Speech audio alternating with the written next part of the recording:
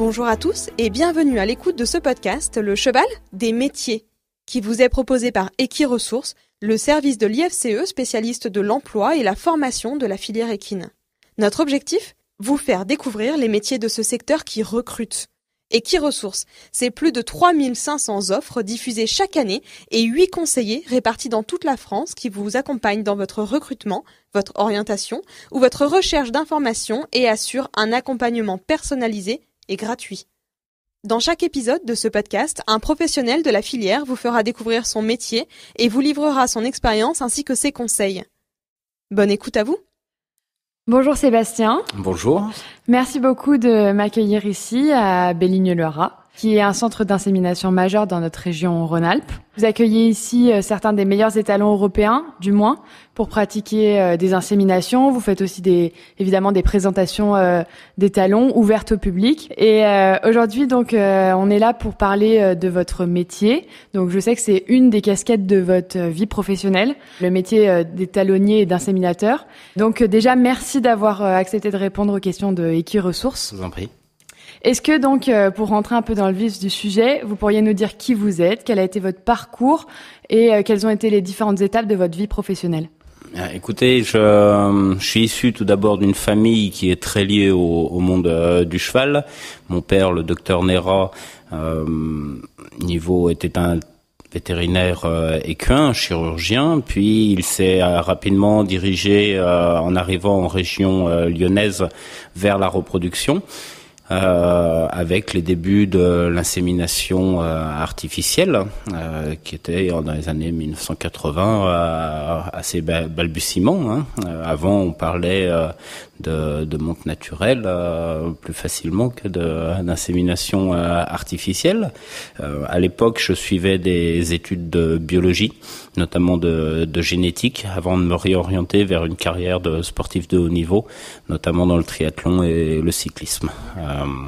Et puis la passion revenant, celle de l'équitation. J'avais un niveau amateur à cheval et je me suis retourné vers cette passion familiale qui est la reproduction des chevaux. Et j'ai intégré dans les années 2000 la société de mes parents. Donc Bellignes-le-Haras, qui est une société de vente de saillies, et notre activité de centre d'insémination, où on a développé au fur et à mesure des nouvelles techniques, d'abord l'insémination profonde, puis le transfert d'embryon, et depuis 2 ans maintenant la ponction ovocitaire et l'ICSI. Et avant de parler de technique, avant de parler de formation, je pense que ce qui est essentiel dans ce métier, c'est d'avoir une réelle passion pour les animaux et une soif de connaissance envers eux. On voit très facilement que la technique est une chose, mais savoir écouter le bien-être d'un cheval vous apportera et plus de satisfaction et plus de réussite que n'importe quelle qualité technique. Un cheval qui est bien est un cheval qui se reproduit bien. Est-ce que vous pourriez nous parler de la formation de la licence inséminateur que vous avez étudiée ? Bien sûr. Et comment est-ce qu'elle se déroule ?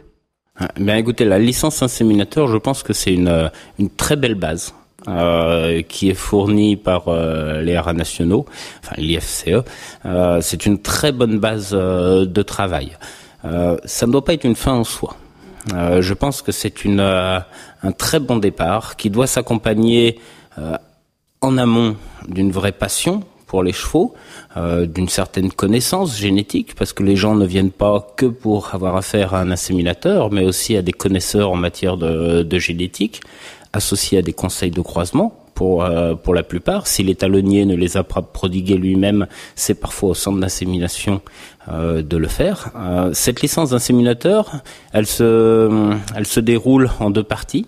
Une partie qu'on va appeler théorique, qui vous rappelle, enfin, j'espère que pour ceux qui prennent part, c'est un rappel, les bases de vie d'un cheval, les bases d'hippologie notamment, puis aussi des bases administratives, parce que l'insémination, c'est aussi géré par un ensemble de règles qu'il faut connaître. Nous avons la chance dans notre pays d'avoir l'IFCE. C'est très agréable pour le contrôle des naissances, notamment pour les étalonniers, et c'est pour ça qu'on peut accueillir des étalons de renommée mondiale, parce que toutes les naissances sont très bien contrôlées par cet organisme national. Donc on a cette partie technique où vous sont inculqués à peu près tout ce qu'il faut savoir pour l'insémination théorique. J'ai dit technique peut-être, théorique.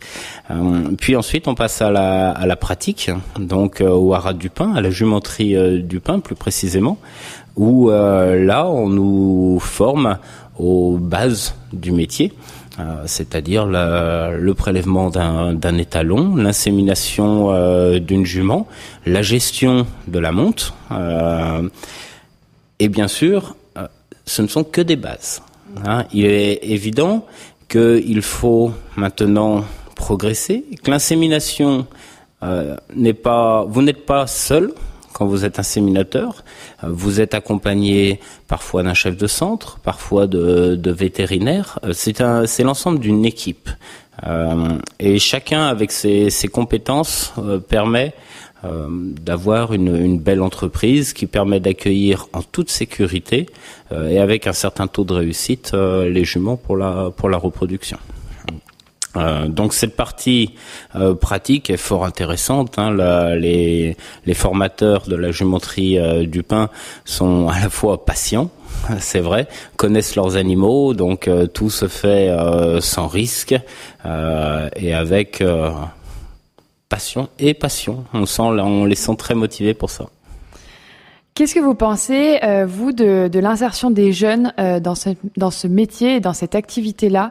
Est-ce que vous pensez que c'est facile de s'insérer dans cette activité pour un jeune aujourd'hui? C'est toujours pareil. C'est pas l'insertion qui est facile ou compliquée, c'est la motivation de la personne.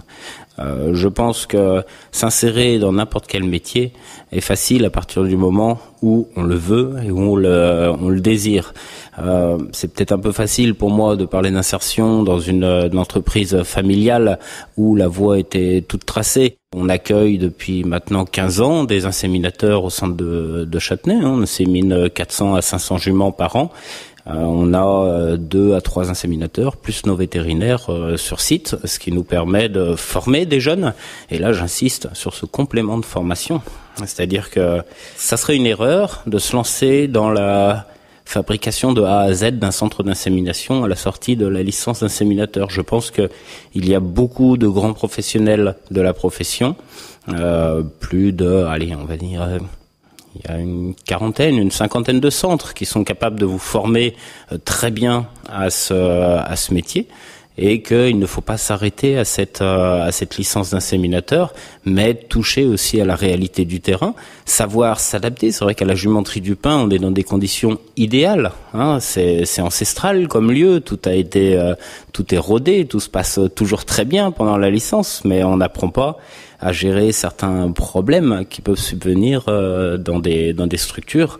La surpopulation parfois, la création de l'eau pour les juments, des choses qui dans les grosses structures comme la nôtre sont dédiées à un chef d'élevage, mais qui dans une petite structure devra l'être à l'inséminateur qui gérera. Je pense que c'est beaucoup plus difficile d'être entrepreneur de sa structure que d'être dans une grosse structure comme la nôtre, où finalement chacun a des tâches très spécifiques et où on peut se consacrer vraiment à son travail. Et c'est pourquoi j'incite ces inséminateurs, ces futurs inséminateurs, à côtoyer ces grosses structures, parce que vous pouvez être à votre travail à 100% sans être parasité par d'autres tâches. Et vous verrez que quand vous sortez de licence d'inséminateur, ce chemin vers des stages, vers des emplois rémunérés d'inséminateurs est fondamental, parce que vous allez aussi côtoyer d'autres techniques que l'insémination en semences fraîches qu'on vous inculque, qu'on vous enseigne à la jumenterie. Vous allez côtoyer les inséminations profondes des vétérinaires, les transferts d'embryons, la gestion des juments receveuses, mais aussi dans les centres les plus poussés, techniquement comme le nôtre, la ponction ovocitaire et la fécondation par ICSI. Donc la formation est une excellente base.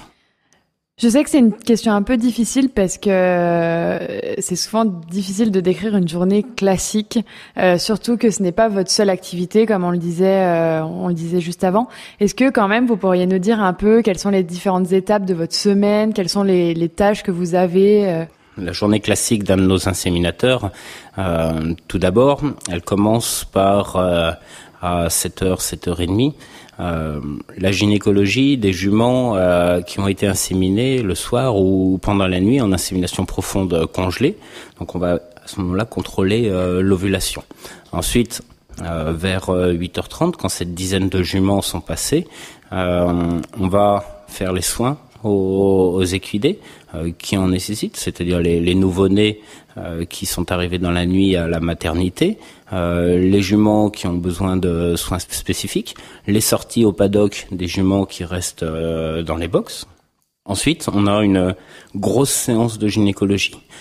Cette séance, en ce moment, comporte 80 à 90 juments vus sur tous les matins sur site. Donc, cette séance s'étale de 9h30 à 13h30, durant laquelle les vétérinaires interviennent, planifient le suivi gynécologique des juments, planifient les inséminations si elles doivent avoir lieu dans l'après-midi ou dans la journée qui suit. Et ainsi, l'inséminateur connaît son planning d'insémination pour l'après-midi. L'après-midi commence à 2h. Alors c'est vrai que les temps de pause sont un peu courts en saison de monte. Il faut savoir qu'on a une activité qui est saisonnière. Donc quand on est embauché en CDI dans une grosse structure, on a un travail qui est moindre de septembre à mars, mais qui est forcément très lourd de mars à septembre. Faut pas compter faire 35 heures dans ce métier pendant la saison de monte. Voilà, mais on essaye tout de même, c'est pas de l'esclavagisme, on essaye de conserver un cadre légal de travail et surtout de rémunération. Ce qui est important, c'est que on s'aperçoit que, je fais une petite déviation, mais on s'aperçoit finalement que c'est très difficile à trouver des inséminateurs. C'est ce qui m'a étonné, il y a une grande formation où il y a beaucoup de monde qui passe, mais finalement, grâce à Equiresources, on en trouve quand même ces inséminateurs, mais c'est pas si simple à trouver. Je pense que la quantité de travail effraie un petit peu, et puis la disponibilité aussi. Pour finir avec la journée, donc l'après-midi, nous avons les inséminations en semences fraîches. Les étalons sont collectés sur notre site de Servas, à quelques kilomètres du haras de Châtenay. On procède aux inséminations. Puis, en fin d'après-midi, nous réalisons les transferts d'embryons qui sont supervisés par notre inséminatrice et technicienne de laboratoire. L'un ne va pas sans l'autre. C'est très agréable d'avoir des inséminateurs qui soient aussi des techniciens de laboratoire, c'est-à-dire qui savent tenir un laboratoire dans des conditions d'asepsie, qui savent préparer du matériel à usage unique, qui savent faire une recherche d'embryons sous la loupe binoculaire. C'est une qualité. Alors, je ne sais pas si c'est maintenant un petit peu plus enseigné dans le cadre de la licence d'inséminateur, mais c'est quelque chose qui est très apprécié, de savoir avoir des bases de laborantins et de techniciens de laboratoire pour être inséminateur. L'asepsie, dans notre métier, est fondamentale. On veut des gens propres, absolument, qui aient des réflexes de propreté. Ça se voit très vite sur les résultats. Mais nous, dans nos entretiens d'embauche, c'est vrai que on voit assez vite la personne qui va se laver les mains ou qui va faire le nécessaire pour être propre. Et ça, c'est un des facteurs primordiaux dans notre embauche. Et enfin, en soirée, nous avons une nouvelle séance de gynécologie où les employés en CDI sont présents. Il y en aura une autre avec seulement le vétérinaire, mais les employés aussi participent à une séance à 18h pour des contrôles d'ovulation, pour des lavages utérins. Et enfin, certains inséminateurs sont aussi veilleurs de nuit, c'est-à-dire qu'ils participent au poulinage et à l'activité de néonatologie au haras de Châtenay où on fait une centaine de poulinages chaque année. Vous disiez juste avant donc qu'il ne fallait pas compter ses heures et c'était un peu ma question suivante. Quels sont pour vous les avantages et les inconvénients du métier et qu'est-ce que vous aimez dans ce métier et par ce biais aussi, quelles sont pour vous les qualités nécessaires pour un jeune pour devenir donc inséminateur? La qualité nécessaire, je pense que c'est d'aimer les chevaux. Je pense qu'on ne peut compter ses heures si on aime les chevaux. Parce qu'il est évident que on a toujours alors c'est un peu, ça peut paraître mal vu. Je suis maintenant dirigeant de cette entreprise, donc dire que les employés ne doivent pas compter leurs heures, c'est pas très bien vu. Mais bon, c'est aussi la réalité. Je ne les terrain. compte pas moi-même, mais on est entouré de personnes de passion et qui n'ont pas envie de partir à 5 heures. C'est ça, ils sont bien proches de leurs animaux. Ils ne conçoivent pas de partir sans que l'ensemble des animaux aient été soignés et passent une bonne nuit, ou que le travail ait été bien fait, et que les mères soient ici dans de bonnes conditions. Je pense que c'est incongru de parler d'heures. Je pense que on parle de tâches, de choses à faire. Si vous arrivez à finir votre journée à 5 heures, ce qui est possible, si vous êtes sûr que vos chevaux sont bien, vont passer une bonne nuit jusqu'au lendemain, tant mieux. À ce moment-là, vous serez d'une efficacité redoutable. Bien sûr, l'amour des chevaux est primordial, la motivation et l'esprit d'équipe, si vous intégrez une grosse structure, parce que toutes les activités sont liées. Vous devez vous entendre avec votre vétérinaire, avec vos secrétaires, avec les palefreniers, les soigneurs, toutes ces personnes. Il n'y a pas de personne pas importante. Tout le monde a son rôle. Vous mettez le meilleur vétérinaire avec le meilleur inséminateur, mais vous cloîtrez une jument 4 jours au box sans soin, vous pouvez être sûr qu'elle ne remplira pas. Si vous n'avez pas les soigneurs, les palefreniers qui font en sorte que son box est bien paillé, qu'elle soit dans le confort, qu'elle sorte régulièrement et dans de bonnes conditions, là, vous avez un facteur de réussite qui est important. Mais il n'y a pas de poste primordial. Et c'est très valorisant, le métier d'inséminateur. Ça permet de donner la vie. C'est quelque chose qui est... Quand vous faites les diagnostics de gestation, vous avez toujours un petit espoir comme ça. Vous êtes déçu quand la jument n'est pas gestante, vous êtes heureux quand elle l'est. C'est très agréable à gérer. Comment est-ce que vous voyez dans le futur, dans votre métier, et quelles sont pour vous les perspectives de la filière dans cette activité-là d'inséminateur ou d'étalonnier? Je suis intimement persuadé qu'on se dirige vers plus de technicité. Des techniques permettant d'utiliser des étalons de moins en moins fertiles pour des raisons de compétition, mais aussi pour des raisons d'effet de mode.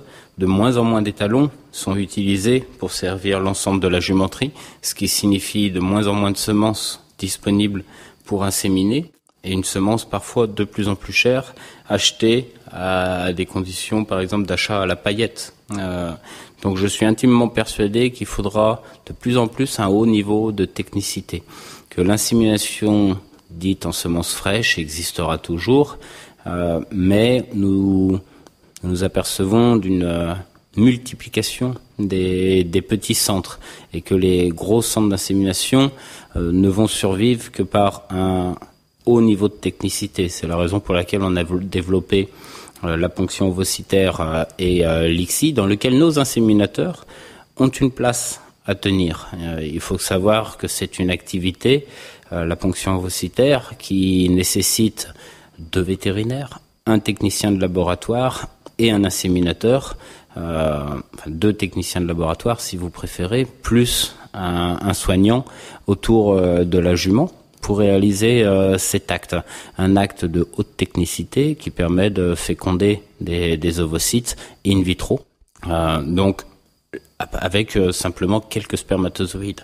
Vous achetez une paillette, vous pouvez servir 7 juments avec une seule paillette, ce qui permet in fine de réduire considérablement les coûts par gestation et d'obtenir des gestations très rares avec des juments de très grande qualité. Bien sûr, ça a un coût. C'est la raison pour laquelle l'insémination en semences fraîches et congelées aura toujours un rôle important. L'étalonnage, on est dans une phase transitoire. C'est vrai qu'on a tendance à observer, comme je vous l'ai dit, une réduction du nombre d'étalons servant le cheptel de juments en France. Il sera toujours primordial d'aller utiliser des chevaux qui ont tourné en compétition à haut niveau très longtemps, montrant une très bonne santé et au plus haut niveau régulièrement. Je pense que ça restera les meilleurs reproducteurs. Ces chevaux, quand ils auront l'âge de la retraite, seront disponibles en semences fraîches et donc plus démocratiques dans les conditions, même si pendant leur carrière, eu égard au faible temps consacré à la reproduction, ils ne produisent que quelques paillettes. Si un cheval que nous distribuons comme Balou du Roventon, voilà, il y a 100 paillettes disponibles pour la France, il est évident que voilà, le prix est assez élevé, mais viendra l'âge de la retraite de Balou du Roventon et le prix des saillies sera beaucoup plus accessible. Donc pour cette partie du métier de l'étalonnier, je vois pas de grande évolution, mis à part celle de l'ICSI, qui se développe. Ici à Châtenay, nous mettons en place 160 embryons congelés que nous avons récupérés d'Italie. C'est pour nous une vraie révolution, d'autant que ça se passe l'hiver. Et ça nous permet de conserver nos employés dans une activité technique, et notamment les inséminateurs, puisque jusqu'alors, on employait des inséminateurs en CDD.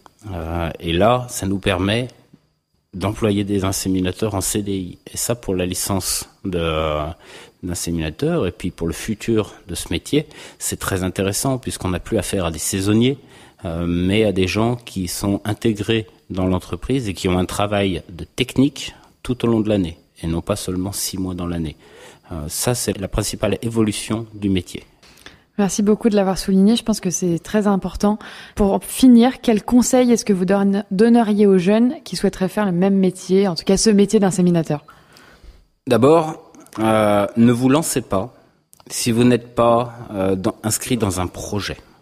Je pense que c'est loin d'être une voie de garage. Ça vous offre une multitude d'opportunités.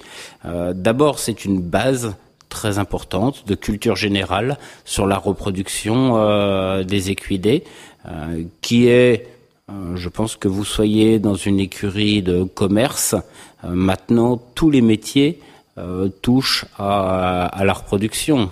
Les cavaliers se mettent à faire des chevaux d'élevage, les écuries de commerce commercialisent de plus en plus jeunes les chevaux, des poulains et même voire des embryons maintenant, même congelés. Donc je pense qu'avoir une belle notion de reproduction sera un avantage quel que soit le métier que vous choisirez dans le cheval de sport. Ensuite, bien sûr que ces gens doivent être inscrits dans un cheminement. Ce n'est pas une finalité en soi, cette licence d'inséminateur. Elle vous donne des bases et ça serait une erreur pour moi de s'installer directement à la sortie de cette licence, sans être accompagné par un vétérinaire qui pratique déjà d'abord pour des questions de coût.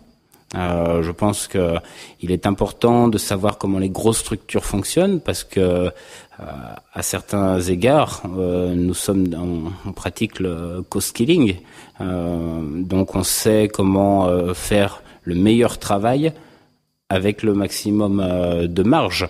Et ça, c'est important. Quand vous débutez, vous n'avez pas des budgets pharaoniques, à moins d'être très chanceux. Mais normalement, vous n'avez pas des budgets pharaoniques. Et donc, c'est important de savoir comment faire avec des coûts, comment très bien faire avec des coûts qui ne sont pas importants. Comment on peut faire des économies d'échelle, comment on peut travailler correctement sans dépenser des fortunes. Et je pense que l'organisation, ça vous est inculqué dans des centres d'insémination. Donc, faites des stages. Si vous avez besoin de rémunération, faites-vous employer en CDD. accepter des rémunérations en fonction de votre expérience faible, mais ne croyez pas que ça va tomber d'où du cuit. C'est un métier où les gens vous font confiance à l'expérience.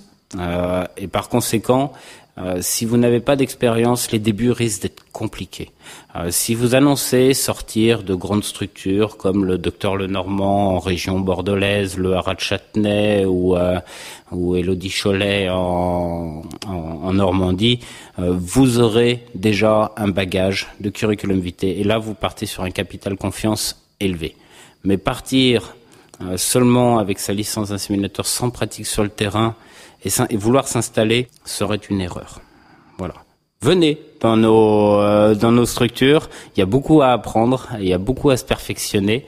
Et je suis intimement convaincu que ce qui vous a été, si vous avez bien suivi cette licence d'inséminateur, vous viendrez avec un bagage, on vous fera confiance et on vous fera faire des choses très intéressantes pour compléter cette formation. Merci beaucoup Sébastien d'avoir pris ce temps et je vous souhaite le meilleur pour la suite. Bien sûr, moitié de saison, on commence un peu à fatiguer, mais on va tenir bon. Bon courage et à bientôt. Merci. Pour compléter les propos de notre invité, nous sommes partis à la rencontre de Céline Saillet, conseillère emploi et formation chez Equiresources. Alors, ne bougez pas, nous donnons la place au mot du conseiller Equiresources. Le certificat d'aptitude aux fonctions d'inséminateur, licence d'insémination, est obligatoire pour devenir inséminateur. Un seul organisme délivre cette formation en France, la Jumenterie du Pin de l'Institut français du cheval et de l'équitation. La connaissance des chevaux, de l'élevage et de la manipulation des talons est un prérequis à la formation. Elle s'adresse en priorité à un public de professionnels du cheval. En plus d'être un homme de cheval, l'inséminateur doit avoir un esprit scientifique et être attiré par la génétique. Il doit également être organisé, rigoureux et minutieux. Cette activité est principalement saisonnière de février à juillet. Ces 3 dernières années, en moyenne, seulement 8 offres ont été diffusées par année. Il est nécessaire d'avoir une activité complémentaire hors période de reproduction. Souvent, les inséminateurs sont déjà des professionnels vétérinaires, éleveurs, assistants d'élevage. L'inséminateur peut évoluer vers des postes de chef de centre d'insémination ou se spécialiser dans l'insémination d'autres espèces animales. Pour en savoir plus, vous pouvez consulter la fiche métier inséminateur équin sur equiresources.fr et sur equipedia.ifce.fr. N'hésitez pas à contacter les conseillers d'Equiresources pour vous accompagner dans votre orientation. Cet épisode vous a été présenté par Equiresources, service de l'IFCE. Nous tenons à remercier notre invité du jour ainsi que tous les partenaires d'Equiresources, la région Normandie, le pôle Hippolia, le pôle emploi, la FASEC, la PECITA et le Conseil des chevaux de Normandie. Le cheval, des métiers, une production Éclat Agency.